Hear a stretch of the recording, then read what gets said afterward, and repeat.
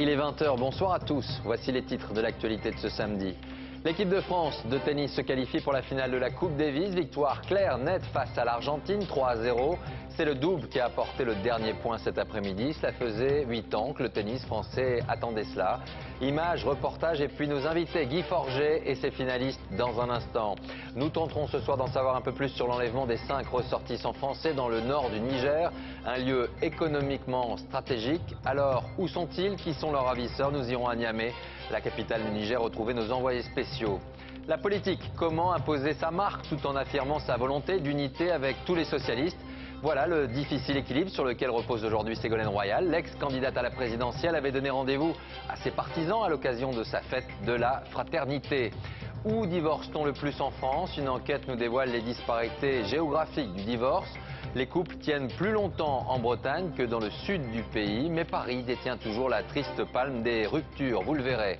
Enfin, 12 millions de Français avaient participé aux Journées du patrimoine l'an dernier. Combien seront-ils cette année? Tour de France décide de visiter aujourd'hui. À la fin de ce journal, succès annoncé. Voilà pour les titres, merci d'être avec nous. On commence donc par la belle victoire de l'équipe de France de tennis qui aime définitivement le Palais des Sports de Gerland à Lyon. C'est là-bas qu'elle avait remporté en 91 la Coupe Davis face aux États-Unis. Et c'est donc là-bas qu'elle s'est imposée 3-0 face à l'Argentine. À la clé, une place en finale et un grand sourire pour le tennis français. Résumé du jour, Julien Benedetto et Dominique Bonnet. Et 1, et 2, et 3-0, la bande à Forget a noyé l'Argentine. L'euphorie coule à flot. Ce n'est plus un vestiaire, c'est une boîte de nuit.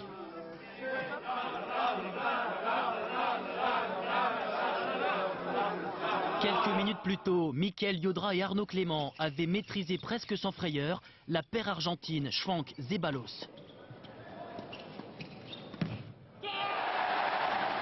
Une victoire acquise notamment grâce à la virtuosité de Yodra au filet.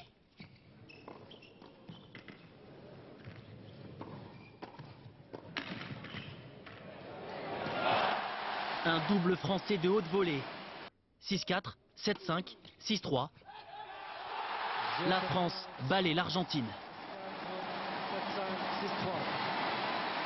Ce que je suis en train de vivre en ce moment à 30 ans, c'est magnifique, quoi. Je veux dire, je souhaite à tout le monde un jour de vivre des émotions comme ça parce que je crois qu'il n'y a que le sport qui peut véhiculer les valeurs. C'est fabuleux, je suis avec tous mes copains, on est en finale de la Coupe Davis. 8 ans après, les Bleus retrouvent la finale de la Coupe Davis. Ce sera contre la Serbie ou la République tchèque. Talentueuse et enfin soudée, cette équipe rêve d'offrir à la France un 10e saladier d'argent. Et on retrouve le capitaine Guy Forget. Bonsoir Guy, d'abord un grand bravo ce soir. Quel parcours, hein, quelle aventure depuis les barrages et aujourd'hui la finale en ligne de mire. On vous a senti très ému tout à l'heure. Bah oui, j'étais ému parce que c'est une rencontre difficile. On jouait à domicile, on voulait tellement jouer et gagner cette finale cette demi face aux Argentins, avec ce groupe qui est ambitieux et qui est vraiment soudé aujourd'hui. Donc quand je vois en plus cette paire qui a gagné Wimbledon il y a quelques années entre Mickaël Yodra et Arnaud Clément se tomber dans les bras, je sens Gerland qui se soulève et qui moi me ramène personnellement 19 ans en arrière avec l'époque de la saga avec Yannick, Henri Lecomte et tous les autres. C'est vrai que c'était magique. Il y a parfois des groupes avec, on va dire, un leader, mais vous, avec le temps, vous avez réussi à former une équipe un peu interchangeable et surtout très soudée. Elle est là la clé en ce moment. C'est 6, 7, 8 joueurs l'équipe de France. Ouais, là ils étaient 7. D'ailleurs c'est rare, hein. J'ai rarement vu 7 joueurs comme ça sur le terrain célébrer ensemble. Il y avait Joe-Wilfried Tsonga qui était là, il y avait Julien Belletto qui avait remis leur survêt de l'équipe de France, qui était dans les loges tout au long du week-end, hein, pour encourager leurs copains. Et c'est vrai que c'est chouette de se dire qu'on a pu se qualifier en quart de finale et en demi-finale en battant l'Espagne, double tenante du titre, et l'Argentine de Nalbandian, avec notre leader, Joe-Wilfried Tsonga, qui était blessé et absent de ces deux rencontres, ce qui prouve que le tennis français est riche et que ce soit à travers Gaël, que ce soit à travers Richard, avec Mickaël Yodra, Arnaud Clément, Julien Belletto bien sûr, Gilles Simon aussi. Ben, ces garçons aujourd'hui ont envie d'aller sur la plus haute marche du podium, à savoir bien sûr soulever ce trophée, et ce sera début décembre. Alors début décembre, alors plutôt la Serbie ou les Tchèques? Les Tchèques, ça serait pas mal parce que cette finale, dans ce cas-là, elle se jouerait en tout cas chez nous, ça c'est sûr. Ouais, je sais pas pourquoi on se passionne. On a beaucoup d'affection pour la Tchéquie en ce moment. Hein. Donc, ils nous ont pourtant battu l'année dernière, donc on veut prendre une revanche. Mais là, on est tout à coup complètement pour eux. Ils mènent 2-1. D'ailleurs, dans leur confrontation face aux Serbes, on n'a pas du tout envie d'aller à Belgrade, même si c'est une jolie ville et que Djokovic est un grand champion. Ben, on va attendre tout ça. Merci à vous, bravo aux joueurs et rendez-vous donc pour la finale. La situation est toujours ce soir assez floue autour de l'enlèvement des 5 ressortissants français dans le nord du Niger. Les soupçons se confirment sur la mouvance d'Al-Qaïda au Maghreb et précisément sur l'un de ses dirigeants. Nos équipes ont pu recueillir les premiers témoignages des proches de l'un des Français retenus en otage. On voit tout cela avec Zindine Boudaoud et Francis Mazoyer. Ce village du Lot vit désormais dans l'angoisse. 2 des otages sont originaires de Saint-Céré. C'est ici que vit la famille de Daniel Larib, cadre d'Areva, enlevé avec son épouse Françoise. 3 de ses collègues avaient été enlevés quand ils faisaient du jogging. Ils savaient fort bien qu'il ne fallait pas s'aventurer à l'extérieur et que ça pouvait être un nouveau rap. Donc ils restaient le plus possible à l'intérieur du camp. Qu'est-ce que vous craignez le plus? Le pire. Mais c'est ce que l'on craint, mais c'est ce qu'on espère. C'est qu'on n'en arrivera pas là et qu'il y aura des possibilités de négociation. Aucune nouvelle du couple et des autres otages enlevés il y a déjà près de 48 heures. 5 Français et 2 Africains emmenés dans le désert par un commando probablement lié à AQMI, Al-Qaïda au Maghreb islamique. Les otages et leurs ravisseurs auraient franchi la frontière et se trouveraient quelque part au nord du Mali, près de Tiné-Sako. À plusieurs centaines de kilomètres de là, à Ras El-Ma, de violents combats opposent l'armée mauritanienne à des combattants de l'AQMI. Paris dément toute participation à ces affrontements. Fin juillet, des soldats français avaient participé à une opération de l'armée mauritanienne. Le raid visait à libérer l'otage français Michel Germano. Cet islamiste radicaux avait été tué. Dans ce message diffusé sur Internet, le groupe terroriste avait ensuite annoncé avoir exécuté l'otage français pour venger la mort de ses combattants et menacer la France. En réalité, l'affaire Germano a été un tournant parce que c'était la première fois où Al-Qaïda, dans une affaire d'otage, se faisait attaquer par un gouvernement et perdait des combattants. Le chef d'Al-Qaïda a décidé véritablement de concentrer ses efforts sur les citoyens français et sur les intérêts français dans la région. En février dernier, Pierre Kamat était libéré après 4 mois de détention. Lui aussi était aux mains d'Al-Qaïda au Maghreb et a pu en réchapper après de longues négociations. Une situation de tension qui a poussé aujourd'hui encore 7 ressortissants français à regagner Paris ce matin. On va écouter l'un d'entre eux, il est salarié d'Areva. Voici son témoignage, propos recueillis par Elisa Hélin. On n'a pas senti de réelle tension, à part le matin où on nous a appris que nos collègues avaient été enlevés. Donc ça a été un choc un peu soudain, quoi. Mais je pense que chacun a bien réagi. Hein. On s'est tous regroupés dans une maison d'hôtes. On a essayé de garder notre calme. Et puis je crois qu'après ça, on s'est tous organisés pour rentrer sur Niamey. Est-ce que vous connaissiez les personnes qui ont été enlevées? Un petit peu, je n'avais pas eu affaire directement à elles, mais bien sûr on se connaît tous, on était une quarantaine là-bas sur place. Des Français qui regagnent Paris, d'autres qui demeurent sur place, mais qui ont quitté la zone d'Arlit, dans le nord du pays. Et cela pour rejoindre la capitale, Niamey. Sur place, le reportage de Dominique Derda, Frédéric Ranck et Sylvain Barral. 2 ans que Cyril Brunel vit au Niger et jamais jusqu'à l'enlèvement des 7 otages à Arlit, il ne s'est à ce point senti menacé. On sait qu'aujourd'hui, ce genre de choses peut arriver à n'importe quel moment et que personne n'est épargné et personne ne doit se sentir épargné par ce genre de menaces. Ça peut arriver vraiment à tout le monde aujourd'hui, donc c'est dans notre vie et c'est réel. Niamey, la capitale, a toujours des airs de préfecture assoupis sous un soleil de plomb, mais les apparences sont trompeuses.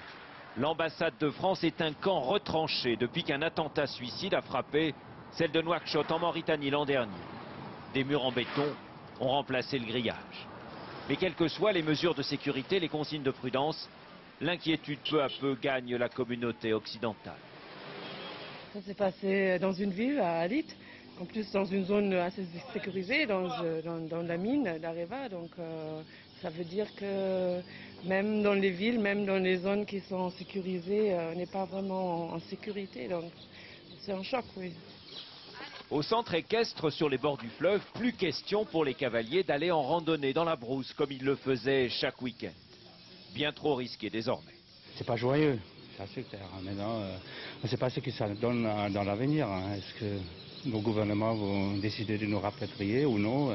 On verra. Quelle que soit la façon dont se terminera cette prise d'otage, elle laissera des traces profondes. Comment concilier ses intérêts économiques et la protection de ses ressortissants face au terrorisme dans les pays du Sahel? C'est là toute la difficulté pour la France. Retour en France avec le verdict de la cour d'assises de l'Ariège. Robert Ledigne, qualifié de gourou et poursuivi pour viol et agression sexuelle, notamment sur des mineurs, a été condamné par les jurés en fin de journée à 15 ans de réclusion criminelle, une condamnation supérieure au réquisitoire. À fois, Hélène Vergne et Olivier Combin.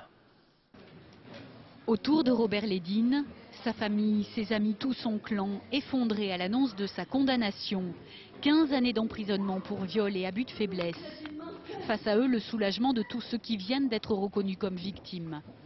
On ne peut pas parler de satisfaction dans des procès comme ça. On voit quand même maintenant que les personnes qui sont victimes de sectes peuvent justement se tourner vers la justice. Il y a donc là, en France, aujourd'hui, la reconnaissance réelle, la compréhension de ce qu'est un gourou, une secte et de l'assujettissement des adeptes.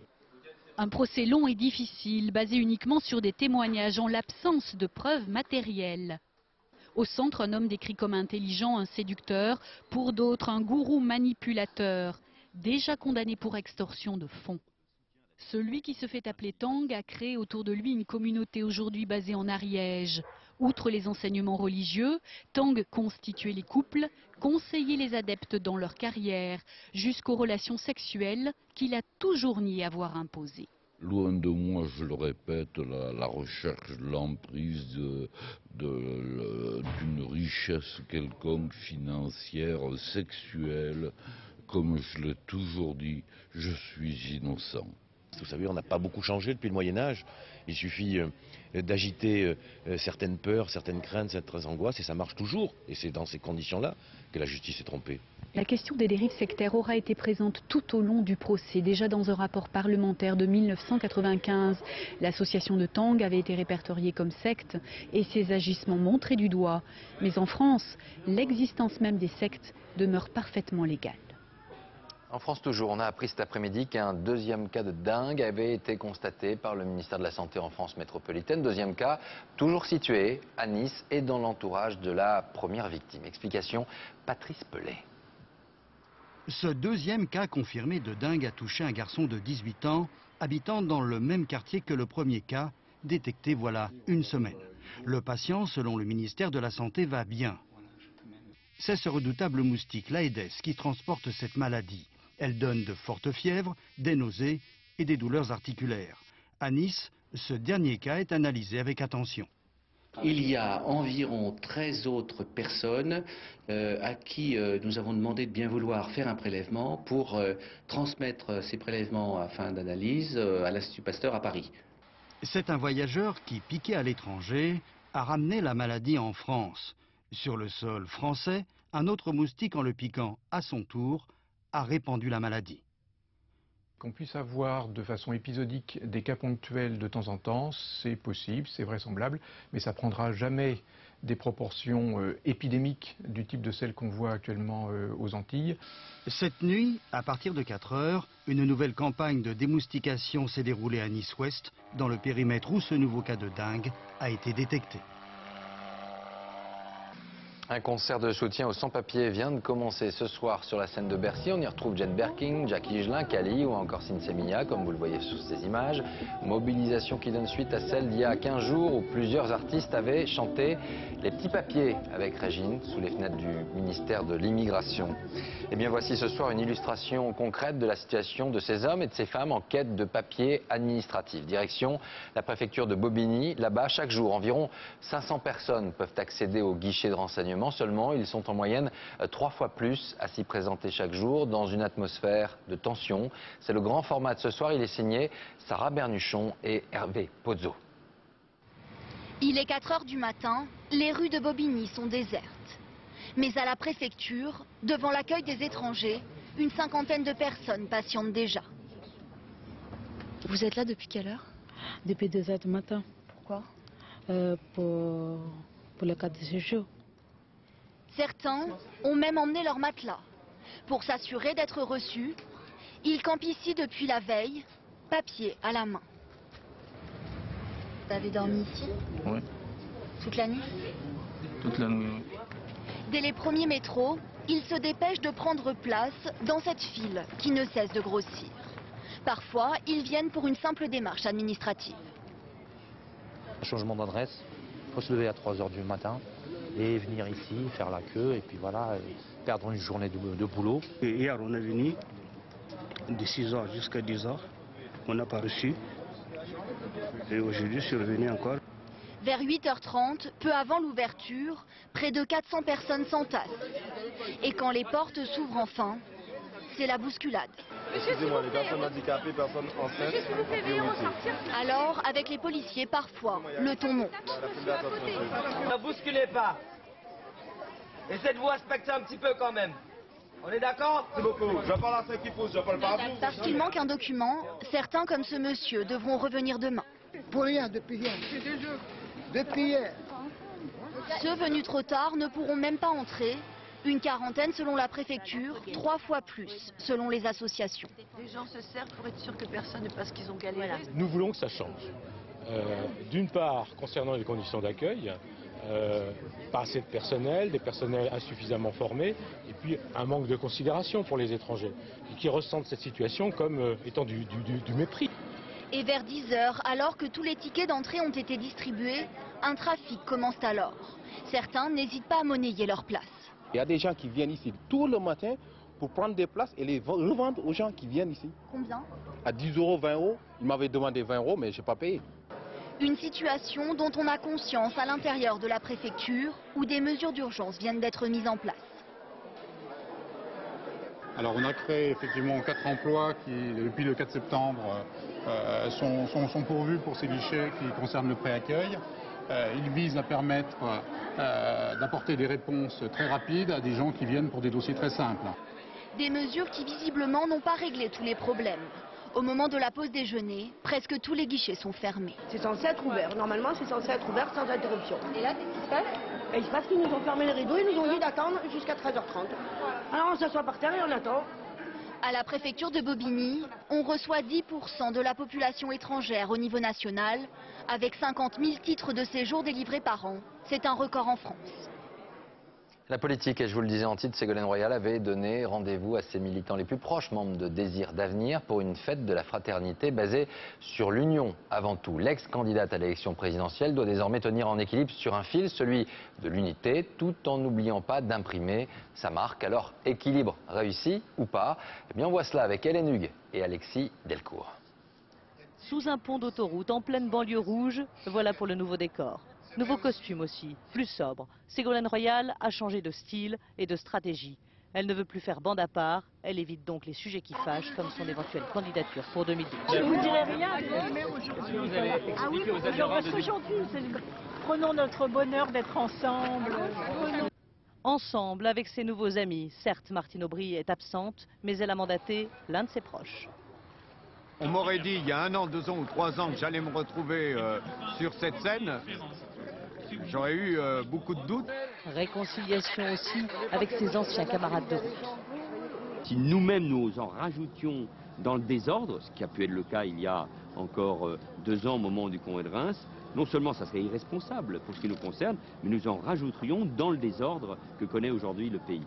Devant ses troupes venues nombreuses, Ségolène Royal fait entendre sa propre musique. Mais elle prend aussi un engagement, elle ne sera pas celle par qui les divisions arrivent. Unis nous sommes, unis nous demeurerons. Nous resterons ensemble, quoi qu'il arrive.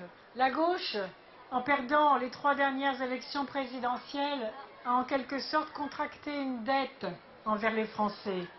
Car c'est à cause de ces défaites que la France est aujourd'hui entre les mains de l'incompétence et du cynisme. Loin derrière Martine Aubry et Dominique Strauss-Kahn dans les sondages, Ségolène Royal joue désormais collectif. Seul moyen pour elle de rester dans le jeu pour 2012. La misère est moins pénible au soleil selon Charles Aznavour. En revanche, selon une enquête, le beau temps semble favoriser le divorce. C'est le résultat d'une enquête statistique qui tend à démontrer que l'on divorce plus facilement dans le sud du pays qu'en Bretagne. Mais c'est toujours Paris qui reste le triste leader en la matière. Les dessous d'une carte avec Christophe Pétraud et Christophe Larocca. le mariage n'a plus la même signification qu'avant.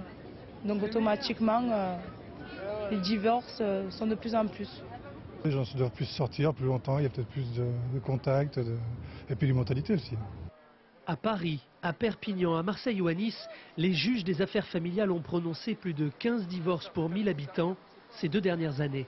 Je pense qu'il y a aussi beaucoup moins l'aspect religieux et avant c'était un peu imposé, on avait quelqu'un et c'était pour la vie et maintenant on est beaucoup plus ouvert d'esprit. On est peut-être plus curieux qu'auparavant et puis il y a beaucoup moins de tabous. Le mode de vie urbain qui est un mode où on vit toujours de plus en plus vite si vous voulez et il faut rapidement obtenir ce que l'on souhaite, eh bien, amène plus facilement au divorce, c'est certain. Les couples bretons et du sud du Massif central divorcent moins. Marie-Thérèse et Jean-Claude nous livrent leurs petits secrets. C'est parfois mouvementé, il faut faire des concessions, il faut beaucoup parler, beaucoup échanger, ne pas attendre que s'installe un malentendu. Chacun des membres du couple tire l'autre vers le haut, sinon s'il y en a un qui tire vers le bas, c'est la cata. En 2009, 245 000 amoureux se sont mariés, 126 000 couples ont divorcé.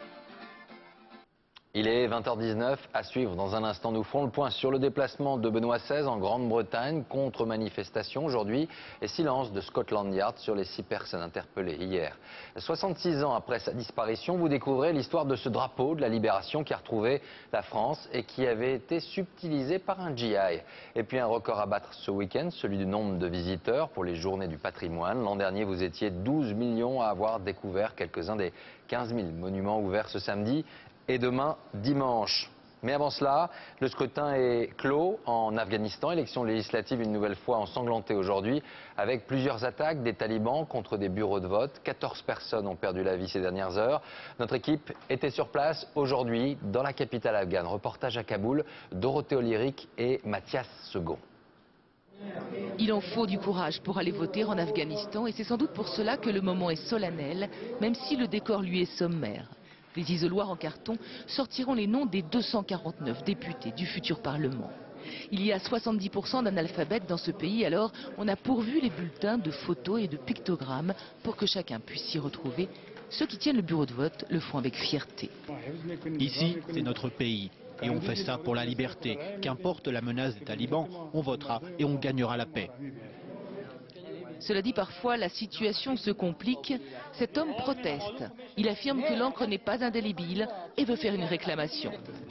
Attendez, c'est pas parce que l'encre est effacée qu'on peut aller revoter. Il faut aussi une carte vierge. Oui, mais il y en a plein de fausses qui circulent. Moi, je connais quelqu'un qui en a 10. Dans un autre quartier de Kaboul, le vote est plus paisible. Il se déroule sous une tente. Pas assez d'écoles pour les 10,5 millions d'électeurs. Les femmes votent de leur côté, le devoir civique n'est pas mixte en Afghanistan. Moi, je n'ai pas peur des talibans, mais j'ai peur que soient élus à nouveau des seigneurs de la guerre et des corrompus, ceux qui n'ont jamais rien fait de bien pour notre pays. Les mosquées aussi font office de bureaux de vote. Les derniers électeurs déposent leurs bulletins dans l'urne. Et à l'heure où résonne le muezzin, les femmes s'attaquent au dépouillement. Le vote est clos. Le plus dur reste à faire. Chaque bulletin de vote fait 8 pages et il faut traquer les fraudes. Et on retrouve à Kaboul notre envoyé spécial Dorothée Olyric. Bonsoir Dorothée. D'abord un premier point sur le bilan humain de ces élections. Les talibans rêvaient de semer une nouvelle fois la terreur aujourd'hui. Oui, alors tout d'abord, je dois vous préciser que le bilan a très légèrement évolué puisqu'il est de 15 morts, mais on ne peut pas dire pour autant que les talibans aient mis le pays à feu et à sang, parce qu'un jour ordinaire en Afghanistan, c'est plusieurs morts, il faut le savoir. Je vais vous donner un exemple. 510 soldats sont morts depuis le début de l'année de la coalition internationale. Ça fait 2 soldats par jour, et à cela s'ajoutent plusieurs civils qui meurent chaque jour en Afghanistan. Alors Dorothée, il faudra attendre les résultats de ces élections plusieurs semaines, mais rapidement, pour qu'ici on comprenne les choses, quels sont les vrais enjeux de ce scrutin ? Écoutez, on peut dire en Afghanistan, c'est pas vraiment crucial parce que ce nouveau Parlement, quelle que soit sa couleur, ne changera pas la donne. La plupart des pouvoirs sont entre les mains du président, c'est-à-dire d'Hamid Karzai. En revanche, il y a un enjeu très important pour la communauté internationale. Si le scrutin est valide, transparent, si les fraudes ne sont pas massives, alors les forces internationales pourront commencer à désengager les 150 000 hommes qui sont toujours sur le terrain. Et on sait que c'est ce que souhaitent les Américains à partir d'ailleurs de juillet 2011. Merci Dorothée. écoutez, vous étiez en direct de Kaboul. Et je vous rappelle bien sûr que nos deux confrères, Hervé Guéquière et Stéphane Taponnier, ainsi que leurs 3 accompagnateurs, sont toujours retenus en otage en Afghanistan. Cela fait désormais 263 jours qu'ils nous manquent. Nous pensons à eux et à leurs familles. Partons pour Londres maintenant, où Benoît XVI poursuit sa visite. Le pape qui a condamné aujourd'hui, je cite, les crimes innommables des prêtres pédophiles. Parallèlement, plusieurs milliers d'opposants à la venue du Saint-Père se sont retrouvés dans les rues de Londres. Reportage Philippe Bisserias et Stéphane Guimau. C'est un fardeau qu'il porte comme une croix. Le scandale des prêtres pédophiles, dont Benoît XVI parle désormais tous les jours au cours de ce voyage. Comme ce matin pendant la messe, dans le cadre solennel de la cathédrale catholique de Westminster. J'exprime ma profonde affliction, victime innocente de ces crimes innommables. Je reconnais aussi avec vous la honte et l'humiliation dont nous avons tous souffert à cause de ces péchés.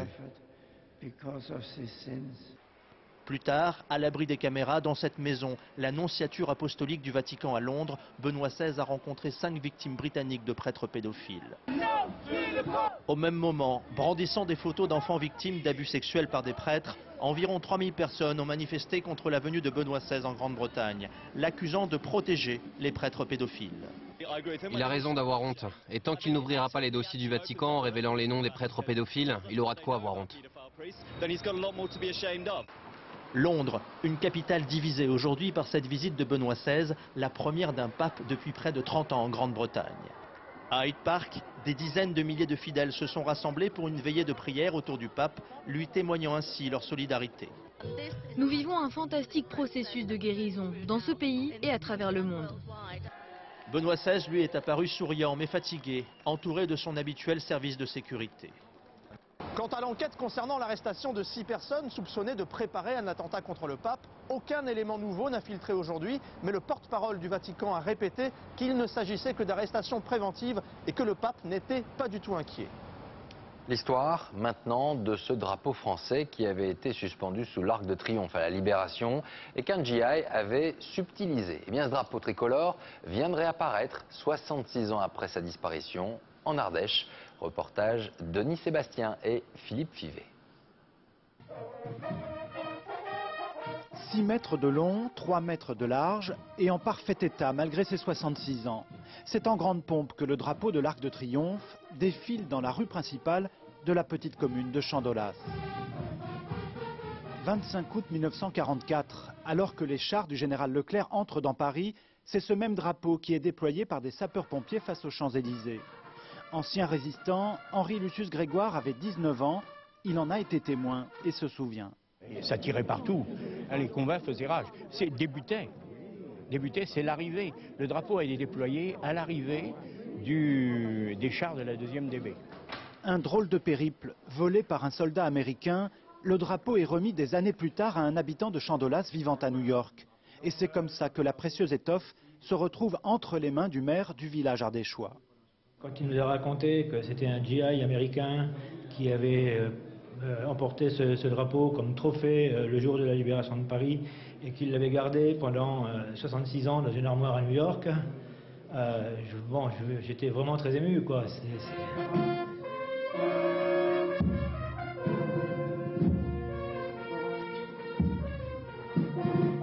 Je retiens mes larmes. C'est mes 19 ans. Il aura fallu 1 an pour authentifier le drapeau grâce à des archives et des témoignages. Il a été remis officiellement à la ville de Paris. Je sais que vous en ferez bon usage. Paris, New York, l'Ardèche, Paris, le voyage se termine. Le drapeau est de retour ce soir dans la capitale. Il rejoindra bientôt le musée de la Libération. Et les Français adorent ce rendez-vous. Les 27e journées du patrimoine sont ouvertes depuis ce matin, un peu partout en France. Des musées, des sites, des parcs et quelques institutions généralement fermées au public ont déjà accueilli des centaines de milliers de visiteurs. Objectif, les 12 millions de l'an dernier. Tour d'horizon avec Nabila Tabouri, Guillaume Beaufils et nos bureaux en région. Chahutés sur les marches du perron de l'Elysée, là où d'ordinaire sont accueillis tous les chefs d'État, un privilège que ces jeunes filles ont pu s'offrir après de longues heures d'attente. Mais qu'importe, les lieux de pouvoir fascinent toujours autant et se retrouver dans le bureau du président, ce moment, beaucoup ne sont pas prêts de l'oublier. C'est ici que se prennent beaucoup de décisions automatiquement. Donc, on a fait le voyage, on a fait 200 km pour voir le palais de l'Élysée. C'est important, je pense qu'on ramènera plein de souvenirs. Bon, avant de l'avoir visité, je ne savais pas du tout que ça se passait comme ça, ce qui se passait ici et comment ça se passait. Maintenant j'ai appris, j'ai encore des choses à apprendre, mais j'aimerais bien vivre ici. Moi. Autre lieu, même affluence, le Lido sur les Champs-Élysées. Pour la première fois, le célèbre cabaret ouvre ses coulisses au public. Costumes, plumes et paillettes, la magie opère, même en l'absence des danseuses. J'ai fait pas mal de danse quand j'étais plus jeune. Je crois que c'est un rêve de pouvoir voir ces costumes. Ça me fait rêver parce que je ne suis jamais venue au Lido. Alors, voir le derrière, l'envers du Lido me fait très plaisir. Les danseuses représentent le Lido. Donc sans les danseuses, il manque une petite part du Lido, on va dire. Artistiques, ces journées du patrimoine sont aussi techniques. Cette fois, c'est la RATP qui invite. Tu vas t'arrêter avant le panneau rouge. Les curieux ont pu conduire le même type de RER qu'ils empruntent tous les jours, ou encore assister dans les ateliers de maintenance à la réparation des roues d'un wagon. J'y comprends strictement rien à la technique de base lourde, mais c'est quand même impressionnant, faut reconnaître. Hein. Vous voyez, c'est tellement énorme, tellement gigantesque. À Brégançon, la photo souvenir est de circonstance. La résidence d'été des présidents de la République ouvre aussi au public, de quoi susciter des vocations. On pense qu'être président, ça peut être un métier assez sympathique. 15 000 sites à découvrir dans toute la France et des monuments en devenir, comme ici à Wingen-sur-Moder en Alsace. Le musée Lalique n'ouvrira que dans quelques mois, une exclusivité pour ses visiteurs du week-end. C'est tellement beau et puis... Se dérouler en passant de temps à autre par la route devant le site et je suis très curieuse de savoir ce qui va se passer ici. Curieux et nombreux, les téléspectateurs de France Télévisions se sont également bousculés pour découvrir les coulisses de leurs émissions préférées. Lieu de pouvoir, monument chargé d'histoire, lors de ces journées du patrimoine, il y en a eu pour tous les goûts. Un succès populaire qui attirait l'an dernier près de 12 millions de visiteurs. Et puis sachez que la communauté juive de France a célébré aujourd'hui le Yom Kippour, le grand pardon. Il s'agit de la fête la plus importante du judaïsme, un moment consacré au jeûne et à la prière.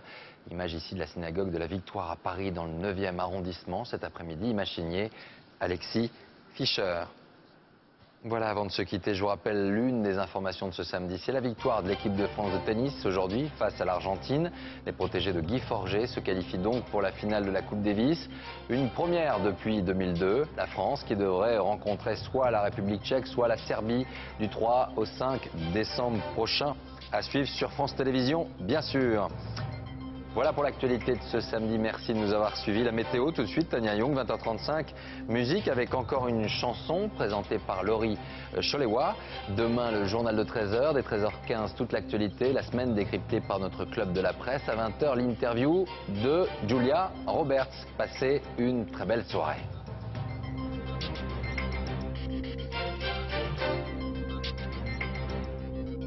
L'info en continu, c'est aussi sur France2.fr.